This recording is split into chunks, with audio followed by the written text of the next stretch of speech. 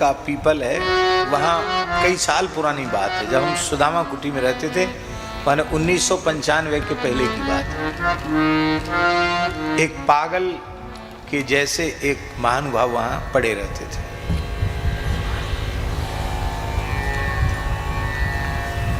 और किसी ने कुछ वहीं डाल दिया, कहीं खाने नहीं जाते थे, कहीं खाने मांगने खाने कहीं नहीं जाते थे, चुप रहते।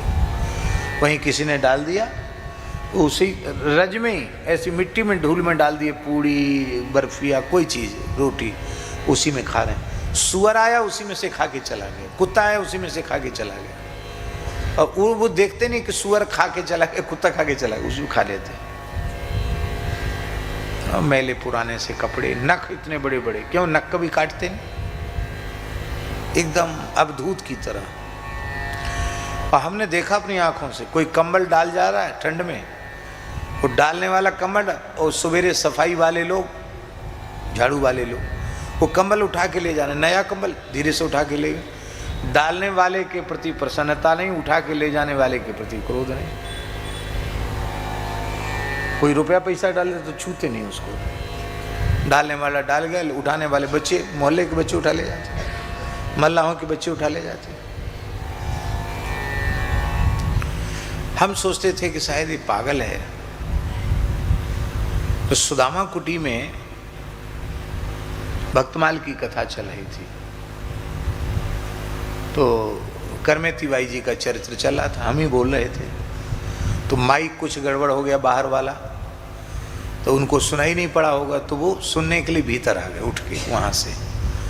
और बाहर अब तो पुराना उसको विसर्जित करके नया मंदिर सुदामा कुटी में बन रहा है, ठाकुर जी का बड़े भव्य रूप में बन रहा है। तो बाहर में देखा होगा आपने पुराना जगमोहन, तो पुराने जगमोहन के बाहर एक कुइयाँ थी, वहाँ एक बरना की लता थी। तो बरना की लता के नीचे वो बैठ गए, सुनने लगे। अब वो जाली, सींखचे वाली जाली से हमारी नज़र पड़ी, मगर ये तो कथा सुनने यहाँ बैठे हैं। इस वक्त कथा सुनने बैठे, इसका मतलब है कि ये पागल तो नहीं, कथा में पागल क्यों आने लग गया। हम देखा कथा प्रेम से सुन रहे थे, और उसमें कोई प्रसंग आया, उसमें वो नीचे सिर करके एकदम आंसुओं की धार लग गई उनके। अब मेरी नज़र वैसे उधर ही जाए, मेरी नज़र, वो ध्यान उधर ही जाए बार बार। तो हमारे मन का भाव परिवर्तित हुआ कि ये पागल तो नहीं है, ये कोई संत ही है। तो सामने आमने पड़ते तो हम ऐसे सिर झुकाते उनको, मन ही मन, कुछ बातचीत नहीं। वो भी कभी ध्यान ऐसे बाह्य दशा में होते तो वो भी सिर झुका लेते।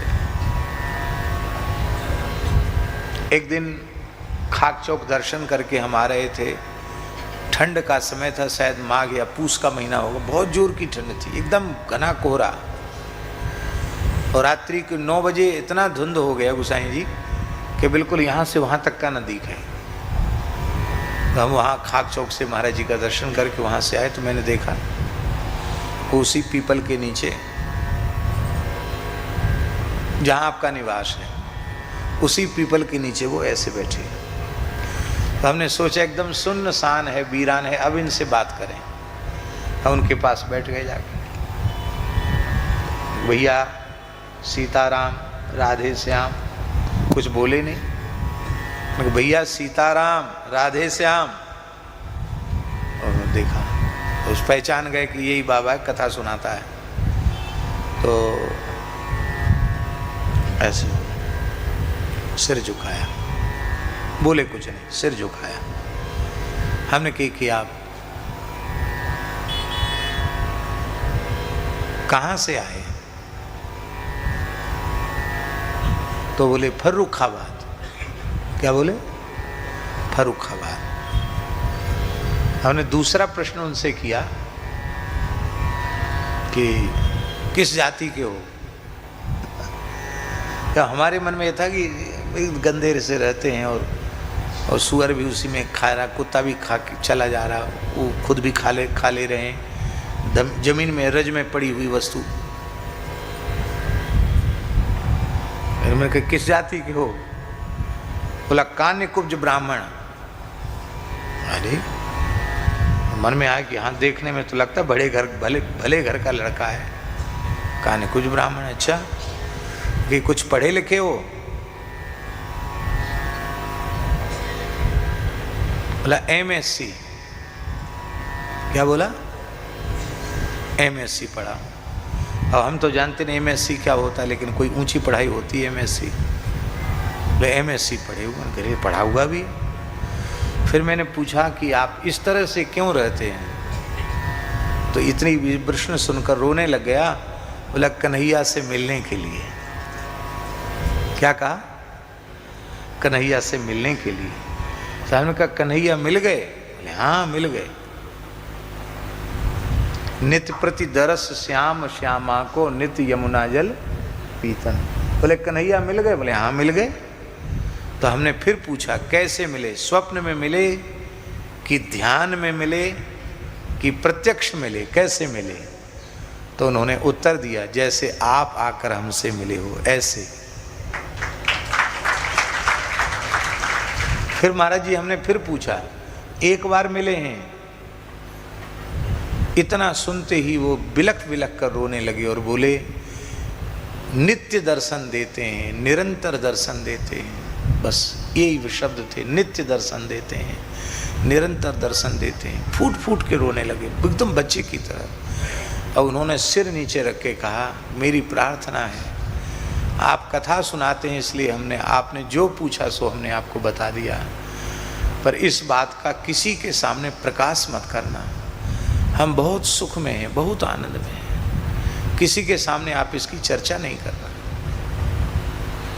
हमने कहा आप विकल न हो, हम आपको वचन देते हैं जब तक आपका शरीर रहेगा तब तक हम किसी के भी सामने आपके संबंध में कोई चर्चा नहीं करेंगे। ये बात महाराज जी हमने इसलिए मन में कही कि ये ऐसी एक जीवन की घटना है कि इसको बिल्कुल न कहा जाए किसी के सामने तो अनर्थ हो जाएगा। ये तो बहुत ऊंची चीज है, सामान्य बात नहीं।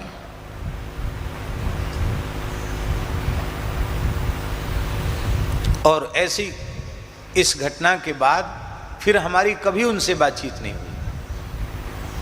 इस घटना के साल 2 साल तक हम उनको देखते रहे वहीं पड़े हुए, और ऐसे ही पता नहीं बीमार पड़े क्या हुआ, खाना पीना उन्होंने छोड़ दिया, कुछ नहीं खाते पीते वहीं पड़े रहते, और उसी पीपल के नीचे पड़े पड़े उन्होंने अपने प्राण विसर्जित कर दिए।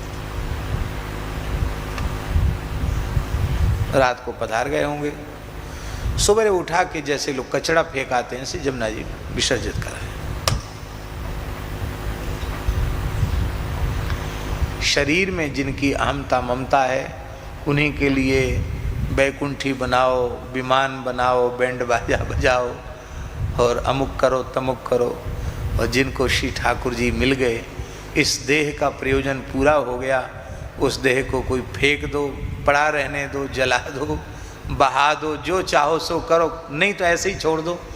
उनको किसी की भी अपेक्षा नहीं है कि कोई उनके लिए संस्कार करेगा, उनको कोई भोज भंडारा करेगा, कोई पिंडदान जलदान करेगा, इसकी कोई इच्छा उनको नहीं होती। तब से हमारी दृष्टि बदल गई कि वृंदावन के पागल भी पागल नहीं है, ये भी पता नहीं कौन है, कोई पता नहीं। वृंदावन में सब कुछ दिव्य है तो वृंदावन के पागल भी सामान्य नहीं है।